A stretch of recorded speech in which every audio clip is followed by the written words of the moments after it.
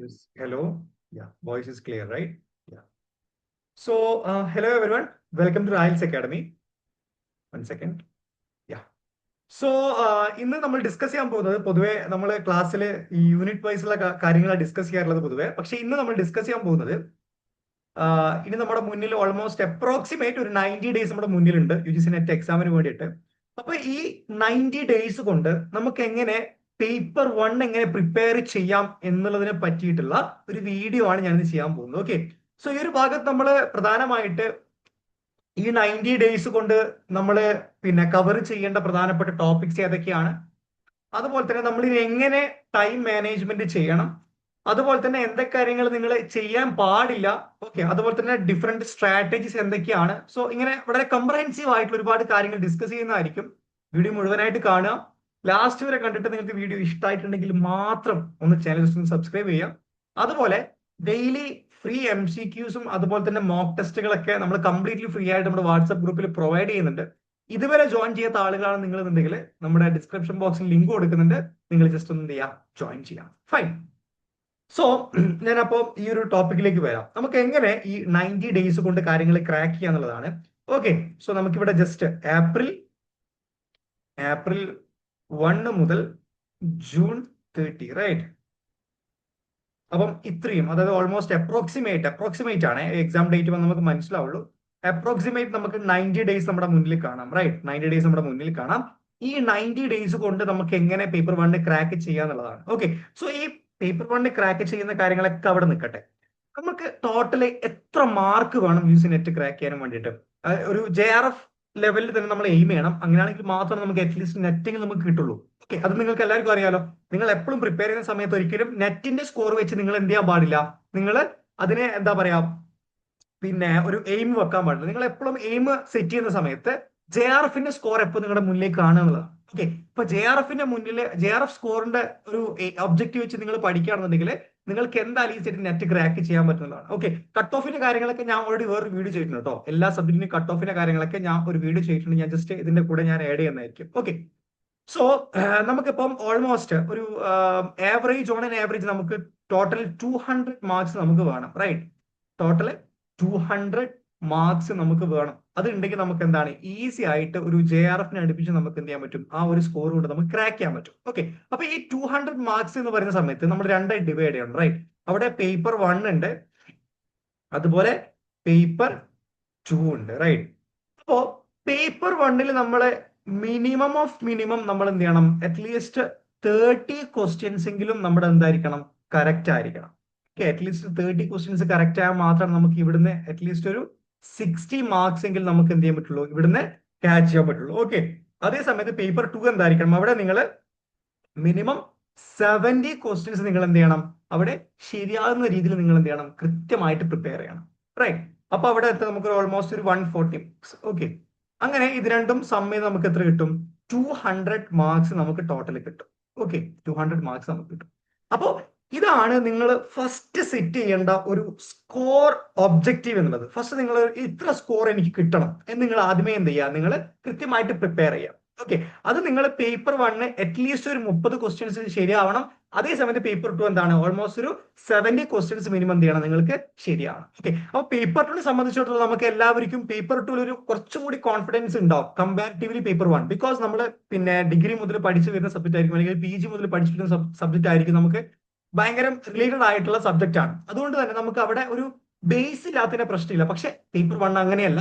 ഒരുപാട് പുതിയ 10 യൂണിറ്റ്സ് എന്താണ്, 10 ഡിഫറെന്റ് ടോപ്പിക്സ് ആണ്, അല്ലെ? ഇപ്പം റിസർച്ച് ആപ്റ്റിറ്റ്യൂഡ് ഭയങ്കര ഡിഫറെന്റ് ആണ്, ഡാറ്റ ഇന്റർപ്രിട്ടേഷൻ അന്ന് ഭയങ്കര വ്യത്യസ്തമാണ്. ഓക്കെ. അവിടെ മാത്സ് വന്നു, ലോജിക്കൽ റീസണിങ് വന്നു, ICT വന്നു, പീപ്പിൾ ആൻഡ് എൻവയോൺമെന്റ്, അങ്ങനെ എല്ലാം മിക്സ്ഡ് ആയിട്ടുള്ള ഒരു സബ്ജക്ട് ആണ്. അതുകൊണ്ട് തന്നെ പേപ്പർ 1 മിനിമം 30 നിങ്ങൾ എന്ത് ചെയ്യുക, ഫോക്കസ് ചെയ്യുക. പേപ്പർ 2 നമുക്ക് എങ്ങനെയായാലും പഠിച്ചെടുക്കാവുന്ന ഒരു ഭാഗമാണ്. ഓക്കെ. അപ്പൊ ഈ ഒരു സ്കോർ നിങ്ങൾ എന്ത് ചെയ്യാം, ആദ്യം സെറ്റ് ചെയ്യുക എന്നുള്ളതാണ് ഫസ്റ്റ് ചെയ്യേണ്ട ഒരു കാര്യം. ഓക്കെ. 1 സെക്കൻഡ്, ഇറേസ് ചെയ്യുന്നുണ്ട്. ഓക്കെ. നിങ്ങൾ ഈ പറഞ്ഞ കാര്യങ്ങൾ ജസ്റ്റ് നോട്ട് ഡൗൺ ചെയ്തോ വേണം, ആവശ്യം ഉണ്ടെന്നുണ്ടെങ്കിൽ. ഇനി നമ്മൾ രണ്ടാമത് ഫോക്കസ് ചെയ്യേണ്ട വളരെ ഇമ്പോർട്ടന്റ് ആയിട്ടുള്ള ഒരു കാര്യമാണ്. ഇനി നമ്മുടെ മുന്നിൽ എത്രയാണ്, ഓൾമോസ്റ്റ് 90 ഡേയ്സ് മാത്രമേ നമ്മുടെ മുന്നിലുള്ളൂ. അപ്പോ പേപ്പർ 1ൽ തന്നെ നമുക്ക് ഒരുപാട് കാര്യങ്ങൾ പഠിക്കാനുണ്ട്. ഓക്കെ. ഓരോ യൂണിറ്റിൽ നിന്നും വളരെ ഡീറ്റെയിൽ ആയിട്ട് കാര്യങ്ങൾ പഠിക്കാനുണ്ട്. റീസെന്റ് ആയിട്ടുള്ള എക്സാംസിലൊക്കെ ബേസിക് ആയിട്ടുള്ള കാര്യങ്ങളൊന്നും ചോദിക്കുന്നില്ല, ആഴത്തിലോട്ടാണ് കാര്യങ്ങൾ ചോദിക്കുന്നത്. അതുകൊണ്ട് നിങ്ങൾ എന്ത് ചെയ്യാൻ പാടില്ല, ഇനി എൻ്റെ ടോപ്പിക്സ് നിങ്ങൾ എന്ത് ചെയ്യാൻ പാടില്ല, കവർ ചെയ്യാൻ പാടില്ല. ഓക്കെ, എൻ്റെ ടോപ്പിക് അതായത് ആ ഒരു യൂണിറ്റ് മൊത്തം കവർ ചെയ്യാൻ പാടില്ല. അതിന് പകരം നിങ്ങൾ എന്ത് ചെയ്യാന്ന് വെച്ച് കഴിഞ്ഞാല് ഡിഫറെന്റ് ടോപ്പിക്സ് ആക്കുക.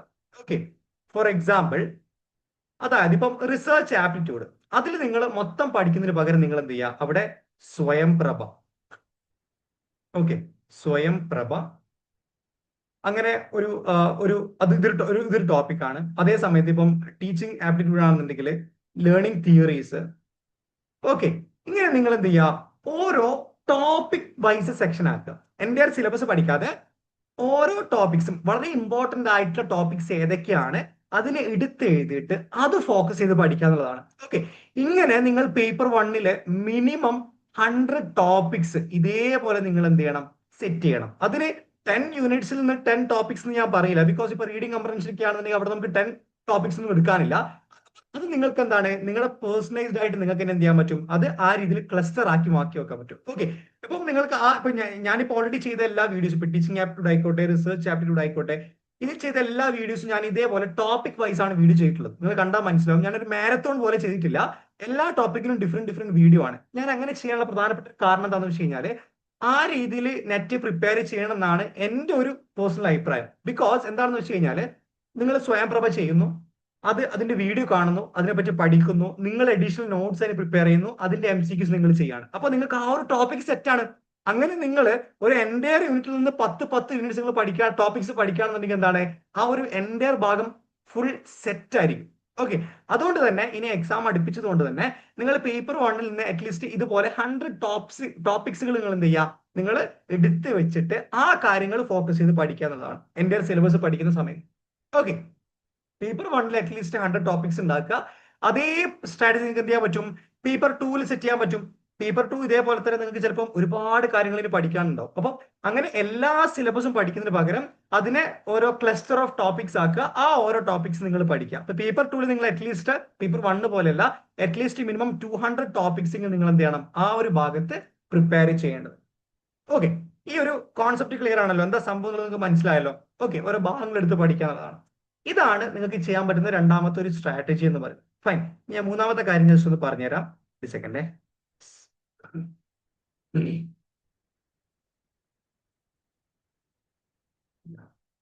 മൂന്നാമത്തെ കാര്യം എന്ന് പറയുന്നത് ഞാൻ എപ്പോഴും പറയുന്നത് പോലെ തന്നെ MCQ is the king. Okay, നിങ്ങൾ ഇനി എത്ര നിങ്ങൾ ടോപ്പിക് പഠിച്ചു കഴിഞ്ഞാലും അതിനെ തെറോ ആയി കഴിഞ്ഞാലും നിങ്ങൾ എക്സാമിന്റെ ക്വസ്റ്റ്യൻ വരുന്ന പാറ്റേൺ നിങ്ങൾക്കറിയില്ല എന്നുണ്ടെന്നുണ്ടെങ്കിൽ നിങ്ങൾ പഠിച്ചതൊക്കെ വെറുതെ ആവും. നിങ്ങൾ പഠിക്കുന്നത് വേറെ, അത് ഇവിടെ ലെഫ്റ്റ് ഹാൻഡിൽ ഉണ്ടെന്നുണ്ടെങ്കിൽ ക്വസ്റ്റ്യൻ വരുന്ന രീതി റൈറ്റ് ഹാൻഡിലാണ്. ഇത് രണ്ടും കമ്പൈൻ ചെയ്താൽ മാത്രമാണ് നിങ്ങൾക്ക് ആ ഒരു ടോപ്പിക്കിൽ സ്കോർ ചെയ്യാൻ പറ്റുള്ളൂ. ഓക്കെ, ഇപ്പം സ്വയംപ്രഭ പഠിച്ചു കഴിഞ്ഞാൽ ഒരിക്കലും വാട്ട് ഈസ് സ്വയംപ്രഭ എന്നുള്ള ക്വസ്റ്റ്യൻ ചോദിക്കുക, അത് നിങ്ങളുടെ യൂണിവേഴ്സിറ്റി ലെവൽ എക്സാമിനാണ്. യൂണിവേഴ്സിറ്റി ലെവൽ എക്സാമിന് എന്താ, ഒരു ടോപ്പിക് പഠിച്ചു കഴിഞ്ഞാൽ പിന്നെ നമുക്ക് അതിന്ന് ഒരു എസ്എ ക്വസ്റ്റ്യൻ വന്നാൽ നമുക്ക് അറിയുന്ന അടിച്ച് എഴുതും. നെറ്റ് അങ്ങനെയല്ല, അല്ലെ? നെറ്റ് ഒരു ക്വസ്റ്റ്യൻ അവർ തരും, അതിനുള്ള ഓപ്ഷൻ തരും, റൈറ്റ്? അപ്പൊ എങ്ങനെയാണ് ആ ക്വസ്റ്റ്യൻ വരുന്നത്, എങ്ങനെയാണ് ഓപ്ഷൻസ് വരുന്നത്, അങ്ങനെ ആ ഒരു ഒരു ഫോർമാറ്റ് നിങ്ങൾക്ക് എക്സ്പീരിയൻസ്ഡ് ആയിട്ട് വരണം എന്നുണ്ടെന്നുണ്ടെങ്കിൽ മാക്സിമം MCQs നിങ്ങൾ ചെയ്യണമെന്നുള്ളതാണ്. ഓക്കെ, അപ്പൊ MCQs നിങ്ങൾക്ക് ഒരുപാട് ഓപ്ഷൻസ് ഉണ്ട്. നിങ്ങൾക്ക് ഏത് സോഴ്സ് വേണമെന്നുണ്ടെങ്കിൽ നിങ്ങൾക്ക് അത് യൂട്ടിലൈസ് ചെയ്യാം. ഒരുപാട് ഗൂഗിളിലൊക്കെ നിങ്ങൾ സെർച്ച് ചെയ്ത് കഴിഞ്ഞാൽ ഒരുപാട് MCQs നിങ്ങൾക്ക് ഗൂഗിൾ ജെമിനി തന്നെ നിങ്ങൾക്ക് സ്വയം ഈ പറയുന്ന MCQs ക്രിയേറ്റ് ചെയ്യാം. ഇനി നിങ്ങൾക്ക് ഡെയിലി ഫ്രീ MCQs ആണെന്നുണ്ടെങ്കിൽ നമ്മുടെ വാട്സ്ആപ്പ് ഗ്രൂപ്പിൽ ജോയിൻ ചെയ്താൽ മതി. ഞാൻ ഫ്രീക്വന്റ് ആയിട്ട് ഞാൻ എന്ത് ചെയ്യാറുണ്ട്, ഗ്രൂപ്പിൽ MCQs ചെയ്യാറുണ്ട്. ഓക്കെ, അപ്പൊ അതുവഴി നിങ്ങൾക്ക് എന്ത് ചെയ്യാൻ പറ്റും. അപ്പൊ MCQs ചെയ്യുന്ന ഒരു ഉപകാരം എന്താണെന്ന് വെച്ച് കഴിഞ്ഞാൽ നിങ്ങൾ എന്താണ്, ഒരു ടോപ്പിക് ഉണ്ടാവും, അതിന് 4 ഓപ്ഷൻ ഉണ്ടാവും, അല്ലെ? 1 2 3 4. ഈ ടോപ്പിക് എന്താണെന്ന് പഠിച്ചു, ആ ഓപ്ഷൻ നിങ്ങൾ എന്ത് ചെയ്യുന്നു, കവർ ചെയ്യുന്നു. ഒരൊറ്റ MCQ നിങ്ങൾ എന്താണ് 5 കോൺസെപ്റ്റ് പഠിക്കുകയാണ്. ഇതാണ് MCQന്റെ വേറെ വലിയൊരു ഉപകാരം. ഓക്കെ, പിന്നെ നിങ്ങൾ ചെയ്യേണ്ട പ്രധാനപ്പെട്ട 4th സ്ട്രാറ്റജി എന്ന് പറയുന്നത് PYQs ആണ്. ഓക്കെ, PYQs നിങ്ങൾ എന്ത് ചെയ്യുക, മാക്സിമം ഡീറ്റെയിൽ ആയിട്ട് പഠിക്കുക. ഇനി നിങ്ങൾക്ക് PYQs നോക്കാൻ സമയമില്ല എന്നുണ്ടെന്നുണ്ടെങ്കിൽ നിങ്ങൾ ഒന്നും കൊണ്ട് പേടിക്കണ്ട. ഞാൻ ചെയ്ത എല്ലാ വീഡിയോസും, ടീച്ചിങ് ആപ്റ്റിറ്റ്യൂഡ് ആയിക്കോട്ടെ, റിസർച്ച് ആപ്റ്റിറ്റ്യൂഡ് ആയിക്കോട്ടെ, കമ്മ്യൂണിക്കേഷൻ ആയിക്കോട്ടെ, ICT ആയിക്കോട്ടെ, ഇനി വരാൻ പോകുന്ന ഞാൻ ചെയ്യാൻ പോകുന്ന വീഡിയോസ് എല്ലാം ഞാൻ എന്താണ് PYQ ബേസ്ഡ് ആയിട്ടുള്ള ക്ലാസ് ആണ്. ഓക്കെ, PYQ ചോദിച്ചിട്ടുള്ള പ്രധാനപ്പെട്ട കോൺസെപ്റ്റുകളെ ഓരോ ക്ലസ്റ്റർ ആക്കി അതിനെ സിംഗിൾ വീഡിയോ ആയിട്ടാണ് ഞാൻ പ്ലേലിസ്റ്റിലും കോഴ്സ് ഒക്കെ ആയിട്ട് ഞാൻ പ്രൊവൈഡ് ചെയ്തിട്ടുള്ളത്. അപ്പോൾ നിങ്ങൾ ആ വീഡിയോ കണ്ടാൽ തന്നെ നിങ്ങൾക്ക് എന്താണ് PYQ അനലൈസ് ചെയ്യേണ്ട ആവശ്യം അവിടെ വരുന്നില്ല. അത് കണ്ടാൽ തന്നെ നിങ്ങൾക്ക് ഓൾമോസ്റ്റ് ആ ഒരു ഭാഗങ്ങൾ കവർ ചെയ്യാവുന്നതാണ്. ഓക്കെ, പിന്നെ ഡീറ്റെയിൽഡ് ആയിട്ടുള്ള കാര്യങ്ങളൊക്കെ നമ്മുടെ കോഴ്സ് നമ്മൾ പ്രൊവൈഡ് ചെയ്യുന്നതായിരിക്കും. ഫൗണ്ടേഷൻ വീഡിയോസ് കേട്ടോ, എല്ലാ കാര്യങ്ങളും ഞാൻ പറയുന്നില്ല. ഫൗണ്ടേഷൻ വീഡിയോസ് എല്ലാം ഞാൻ എന്ത് ചെയ്യുന്നുണ്ട്, എന്റെ യൂട്യൂബിൽ ഞാൻ ഫ്രീ ആയിട്ട് പ്രൊവൈഡ് ചെയ്യുന്നുണ്ട്. ഓക്കെ, അതിന്റെ ഫർദർ ആയിട്ടുള്ള കാര്യങ്ങളൊക്കെ വേണമെന്നുണ്ടെങ്കിൽ നമ്മുടെ കോഴ്സിൽ ജോയിൻ ചെയ്യാവുന്നതാണ്. That is another story. Okay, അപ്പൊ PYQസും MCQസും നിങ്ങൾ എന്ത് ചെയ്യുക, മാക്സിമം ചെയ്യുക. അതിന് നിങ്ങൾ മാക്സിമം യൂട്ടിലൈസ് ചെയ്യുക, അതിൽ തറോഡ് ആകുക. ഓക്കെ, അതിൽ ഇങ്ങനെ നിങ്ങൾക്ക് എന്ത് ചെയ്യുക, മടുക്കുന്നവരെ നിങ്ങൾ കാര്യങ്ങൾ ചെയ്യാവുന്നതാണ്. ഫൈൻ, അതാണ് എന്ത് നാലാമത്തെ ഒരു സ്ട്രാറ്റജി എന്നുള്ളത്. ഓക്കെ, പിന്നെ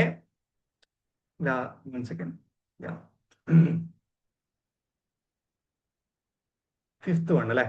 ഫിഫ്ത്ത് വൺ എന്താണെന്ന് വെച്ച് കഴിഞ്ഞാല് നിങ്ങള് ലാസ്റ്റ് തൊട്ട് എന്ത് ചെയ്യണമെന്ന് വെച്ച് കഴിഞ്ഞാല് ഹൈ സ്കോറിംഗ് ടോപ്പിക്സ് ഉണ്ട് paper 1. For example logical reasoning. Okay, logical reasoning ഉണ്ട്, അതുപോലെ data interpretation. Okay, data interpretation, അതുപോലെ പിന്നെ റീഡിംഗ് കംപ്രഹെൻഷൻ. ഓക്കെ, കംപ്രഹെൻഷൻ, പിന്നെ ഹയർ എഡ്യൂക്കേഷൻ ICT ഒക്കെ ഉണ്ട്. അതൊക്കെ ഹൈ സ്കോറിംഗ് ടോപ്പിക്സ് ആണ്, അത് നിങ്ങൾ ഫോക്കസ് ചെയ്യുക. പക്ഷെ അതിന്റെയൊക്കെ ഒരു പ്രധാനപ്പെട്ട ഒരു ആസ്പെക്ട് എന്താന്ന് വെച്ച് കഴിഞ്ഞാൽ അത് ഭയങ്കര വൈഡർ ആയിട്ടുള്ള ടോപ്പിക് ആണ്. എന്നാലും നിങ്ങൾ എന്ത് ചെയ്യുക, അതൊക്കെ ഫോക്കസ് ചെയ്യട്ടെ.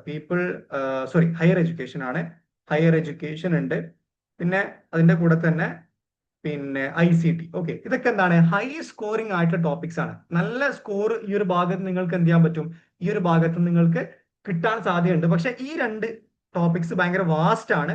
ഓക്കെ, ഒരുപാട് സമയം കൊടുക്കാൻ പാടില്ല. പക്ഷെ ഈ ഒരു ഭാഗം എന്താണ് കുറച്ച് സ്റ്റാറ്റിക് ആയിട്ട് ടോപ്പിക്സുകൾ വരുന്ന ഭാഗമാണ് ഇതൊക്കെ. അപ്പൊ ആ ഒരു ഭാഗം നിങ്ങൾ എന്ത് ചെയ്യുക, ലാസ്റ്റോട്ട് അടുപ്പിച്ചിട്ട് നിങ്ങൾ എന്ത് ചെയ്യണം, ഇവിടെ കുറച്ച് കൂടുതൽ ഫോക്കസ് കൊടുക്കണം. കാരണം നിങ്ങൾക്ക് എന്താണ് ഈ റിട്ടേൺ ഓൺ ഇൻവെസ്റ്റ്മെന്റ് ഉണ്ടല്ലോ, ഒരുപാട് സമയം കൊടുത്തു കഴിഞ്ഞാൽ നല്ല റിട്ടേൺസ് കിട്ടുന്ന ടോപ്പിക്സ് ആണ് ലോജിക്കൽ റീസണിങ്, ഡാറ്റ ഇന്റർപ്രിട്ടേഷനും റീഡിംഗ് കംപ്രഹെൻഷനും. ഓക്കെ, അതുകൊണ്ട് തന്നെ നിങ്ങൾ എന്ത് ചെയ്യുക, ആ ഒരു ഭാഗം ലാസ്റ്റോട്ട് നിങ്ങൾ തീരെ സമയമില്ല പക്ഷെ കുറച്ച് മാർക്ക് എക്സ്ട്രാ വേണം എന്നുള്ളൊരു കോൺസെപ്റ്റ് ആണെന്നുണ്ടെങ്കിൽ ഈ 3 ടോപ്പിക്സുകൾ മാക്സിമം ഫോക്കസ് ചെയ്യുക. ആൻഡ് വൺ തിങ് ഈസ്, ഞാൻ ഈ വീഡിയോ ഇപ്പൊ ഞാൻ പോസ്റ്റ് ചെയ്യുന്ന ദിവസത്തിന് നെക്സ്റ്റ് ഡേ മുതൽ ഞാൻ എന്താണ് ലോജിക്കൽ റീസണിങ്ങിന്റെ ക്ലാസ് ഞാൻ സ്റ്റാർട്ട് ചെയ്യാണ്. ഡീറ്റെയിൽ ആയിട്ട് എല്ലാ പ്രോബ്ലംസ് ചെയ്യുന്ന വീഡിയോസ് ഞാൻ ചെയ്യുന്നതായിരിക്കും. അപ്പോൾ ജസ്റ്റ് ചാനൽ സബ്സ്ക്രൈബ് ചെയ്തിട്ട് നിങ്ങൾ ആ ബെല്ലൈക്കൺ ജസ്റ്റ് ഒന്ന് ക്ലിക്ക് ചെയ്ത് കഴിഞ്ഞാൽ നിങ്ങൾക്ക് ഞാൻ ഇടുന്ന എല്ലാ വീഡിയോസും ഡീറ്റെയിൽ ആയിട്ട് കിട്ടുന്നതായിരിക്കും. ഓക്കെ, അതിനുശേഷം ഡാറ്റ ഇന്റർപ്രിട്ടേഷൻ ഞാൻ ചെയ്യുന്നതായിരിക്കും.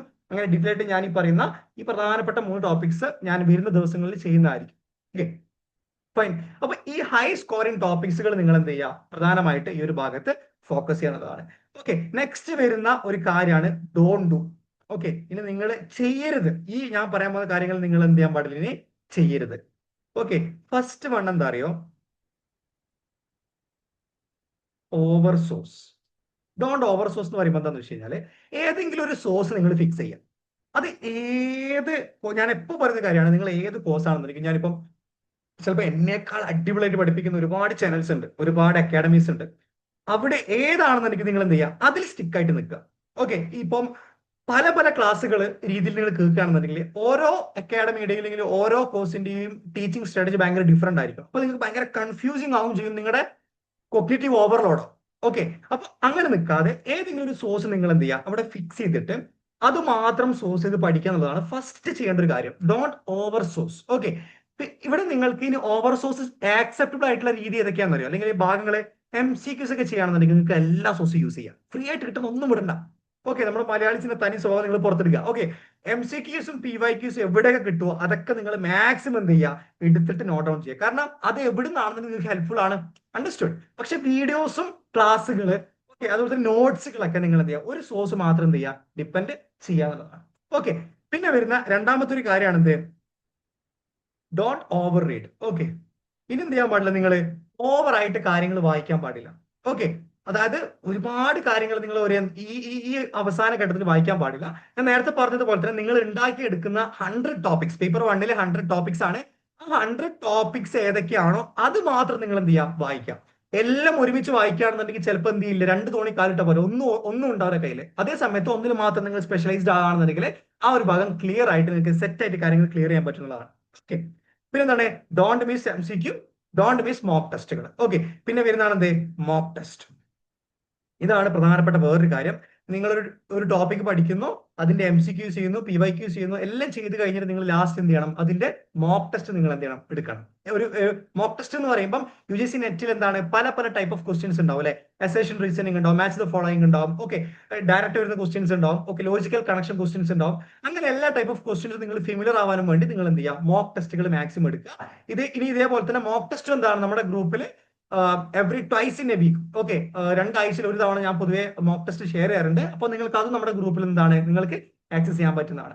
ആണ് ഡോണ്ട് ഡു ഇതിൽ നിങ്ങൾ ചെയ്യേണ്ട പ്രധാനപ്പെട്ട ഒരു കാര്യം. ഇനി ടൈം മാനേജ്മെന്റ് ആണ് ലാസ്റ്റ് ആൻഡ് ഫൈനൽ ആട്ടോ. ലാസ്റ്റ് ആൻഡ് ഫൈനൽ സ്ട്രാറ്റജി ആണ് ടൈം മാനേജ്മെന്റ്. ഒരു സെക്കൻഡ്, യാ, ടൈം മാനേജ്മെന്റ് ഇതാണ് നെക്സ്റ്റ് വലിയ ആള്.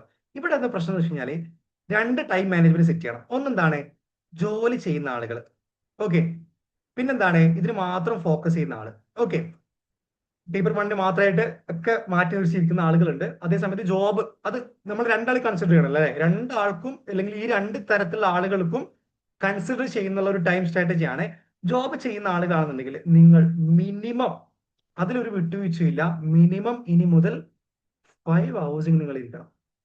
ഓക്കെ, മിനിമം 5 മണിക്കൂറെങ്കിൽ നിങ്ങൾ എന്ത് ചെയ്യണം, ഈ പേപ്പർ 1, സോറി, ഈ രണ്ട് പേപ്പർ 1 ആയിക്കോട്ടെ, പേപ്പർ 2 ആയിക്കോട്ടെ, ഇതിന് രണ്ടു വേണ്ടി നിങ്ങൾ എന്ത് ചെയ്യണം, മാറ്റി വെക്കേണ്ടതാണ്. ഓക്കെ, ഇനി ഇതിനായിട്ട് ഫോക്കസ് ചെയ്യുന്ന ആളുകൾക്ക് എന്ത് ചെയ്യാം, മിനിമം ഒരു 10 hours ഒക്കെ വെച്ച് നിങ്ങൾക്ക് എന്ത് ചെയ്യാൻ പറ്റും, ഈ ഒരു ഭാഗം കവർ ചെയ്യാൻ പറ്റുന്നതാണ്. ഓക്കെ, അപ്പൊ 5 hours നിങ്ങൾ എന്ത് ചെയ്യണം, മിനിമം പേപ്പർ 1 നിങ്ങൾ എന്ത് ചെയ്യണം, ഇവിടെ മാറ്റി വെക്കണം. ഓക്കെ, അങ്ങനെയാണെന്നുണ്ടെങ്കിൽ മാത്രമാണ് നിങ്ങൾക്ക് എന്ത് ചെയ്യാൻ പറ്റുള്ളൂ, ഈ ഒരു ഭാഗം മാക്സിമം കവർ ചെയ്യാൻ പറ്റുള്ളൂ. ഫൈൻ. അപ്പൊ നിങ്ങൾ യാത്ര ചെയ്യുന്ന സമയത്തൊക്കെ MCQs ചെയ്യാം. ഓക്കെ, ജോലിക്ക് പോകുന്ന സമയത്ത് ലഞ്ച് ബ്രേക്കിനൊക്കെ ഒരു 10 മിനിറ്റ് മതിലേ, ഒരു 10 മിനിറ്റ് കൊണ്ട് നിങ്ങൾക്ക് 10 MCQs ചെയ്യാണെങ്കിൽ 100 കോൺസെപ്റ്റ് നിങ്ങൾ പഠിക്കാൻ പറ്റും. റൈറ്റ്. സി, എക്സ്ക്യൂസ് എന്നുള്ളത് നമ്മൾ ഉണ്ടാക്കുന്നതാണ്. നമുക്ക് വിചാരിച്ച എക്സ്ക്യൂസ് ഉണ്ടാക്കാൻ പറ്റും. നമുക്ക് വിചാരിച്ചു കഴിഞ്ഞാൽ എത്ര തിരക്കുള്ള ജോലിയാണെന്ന് നിങ്ങൾക്ക് ചെയ്യാൻ പറ്റും, ക്രാക്ക് ചെയ്യാൻ പറ്റും. ഒക്കെ നമ്മുടെ മൈൻഡ് സെറ്റിന്റെ കാര്യമാണ്. അപ്പൊ അതൊന്നും ഞാൻ പറയുന്നില്ല. അതൊക്കെ നിങ്ങൾ പോസിറ്റീവ്ലി മോട്ടിവേറ്റഡ് ആണ്, നിങ്ങൾക്ക് ഇത് എങ്ങനെയെങ്കിലും ക്രാക്ക് ചെയ്യാനുള്ള ആളുകളാണെന്നുണ്ടെങ്കിൽ നിങ്ങൾ ക്രാക്ക് ചെയ്യും. അത്രേ ഉള്ളൂ. അതിനിപ്പോ ഞാൻ ഒരുപാട് കഥകൾ പറഞ്ഞ് എന്താ പറയാ, ഒരുപാട് മോട്ടിവേഷൻ നിങ്ങൾക്ക് ചെയ്യേണ്ട കാര്യങ്ങൾ, ഇതൊക്കെ സെൽഫ് മോട്ടിവേഷന്റെ കാര്യമാണ്. നിങ്ങൾ ഇരുന്നിട്ട് നിങ്ങൾ എന്ത് ചെയ്യുക, ഇതിനെ എഫോർട്ട് എടുക്കുക. മിനിമം 5 hours ഇരിക്കുക, മാക്സിമം ചെയ്യുക. 5 hours എന്ന് പറയുമ്പോൾ ഏത് ടൈം ആണെന്നുണ്ടെങ്കിൽ അതിന്റെ 20% നിങ്ങൾ എന്ത് ചെയ്യണം, റിവിഷന് മാത്രം കൊടുക്കണം. ഓക്കെ, നിങ്ങൾ ഓരോ പഠിക്കുന്ന കാര്യങ്ങൾ നിങ്ങൾ എന്ത് ചെയ്യുക, ഇവിടെയാണെന്നുണ്ടെങ്കിൽ 20% ഇടണം, അവിടെ റിവിഷന് കൊടുക്കണം. റിവിഷൻ എങ്ങനെ ചെയ്യേണ്ടതെന്ന് വെച്ച് കഴിഞ്ഞാൽ, റിവിഷൻ ഒരു സ്ട്രാറ്റജി ഉണ്ട് കേട്ടോ. റിവിഷൻ എങ്ങനെ ചെയ്യേണ്ടതെന്ന് വെച്ച് കഴിഞ്ഞാൽ, ഇന്നിപ്പോ ഞാൻ 6 മണി മുതൽ 10 മണി ഒരു കാര്യം പഠിച്ചു, എന്നിട്ട് ഞാൻ 11 മണിക്ക് റിവൈസ് ചെയ്തു, എന്നിട്ട് ഞാൻ നെക്സ്റ്റ് ഡേ എന്താണ് ഇതേപോലെ തന്നെ വേറെ ടോപ്പിക് പഠിച്ചു, അത് രാത്രി റിവൈസ് ചെയ്തു. അങ്ങനെയല്ല, അത് ഭയങ്കര തെറ്റാണ്. നിങ്ങൾ 6 to 10 ഒരു കാര്യം പഠിച്ചിട്ട് ഓക്കെ 11 നിങ്ങൾ റിവൈസ് ചെയ്തോ, പക്ഷേ നെക്സ്റ്റ് ഡേ മോർണിംഗ് 9 o'clock നിങ്ങൾ എന്ത് ചെയ്യണം, ഇത് റിവൈസ് ചെയ്യണം. കാരണം ഇപ്പൊ ഞാനിപ്പോ ഒരു കാര്യം പഠിച്ച് അപ്പൊ തന്നെ റിവൈസ് ചെയ്യുന്നത് എനിക്ക് ഓർമ്മ ഉണ്ടാവും. അതേ സമയത്ത് അതിൻ്റെ ഇടയിൽ ഒരു ഗ്യാപ്പ് വന്ന് ഞാൻ ഉറങ്ങി എണീച്ച് രാവിലെ ജോലിക്ക് പോയി ബസ് കയറി, അപ്പം എന്റെ മനസ്സിൽ വേറെ പല പല കാര്യങ്ങൾ എന്റെ മൈൻഡിലേക്ക് വന്നു. എന്നിട്ട് ഞാൻ എന്ത് ചെയ്യണം, അത് റിവൈസ് ചെയ്യണം. അപ്പോൾ മൈൻഡിൽ പിന്നെ അത് സേവ് ചെയ്യാണ്. റൈറ്റ്. അതാ ഞാൻ പറഞ്ഞേ, ഒരു കാര്യം പഠിച്ച് കുറച്ച് ഗ്യാപ്പ് കൊടുത്തിട്ട് അത് നിങ്ങൾ റിവൈസ് ചെയ്യുകയാണെന്നുണ്ടെങ്കിൽ അത് കുറച്ചും കൂടി സ്ട്രോങ് ആയിട്ട് നിങ്ങളുടെ മൈൻഡിൽ എന്തായിരിക്കും, അത് സ്റ്റോർ ചെയ്യുന്നതായിരിക്കും. ഓക്കെ, അപ്പൊ ഈ ഒരു ടൈം ലൈനിൽ കൊണ്ട് നിങ്ങൾ എന്ത് ചെയ്യുക, ഇതിനെ പഠിക്കുക. ഈ രീതിയിൽ നിങ്ങൾ എന്ത് ചെയ്യുക, അതിനെ റിവൈസ് ചെയ്യുക. റിവിഷൻ എന്നുള്ളത് എന്താണ്, വളരെ ഇമ്പോർട്ടന്റ് ആയിട്ടുള്ള ഒരു കാര്യമാണ്.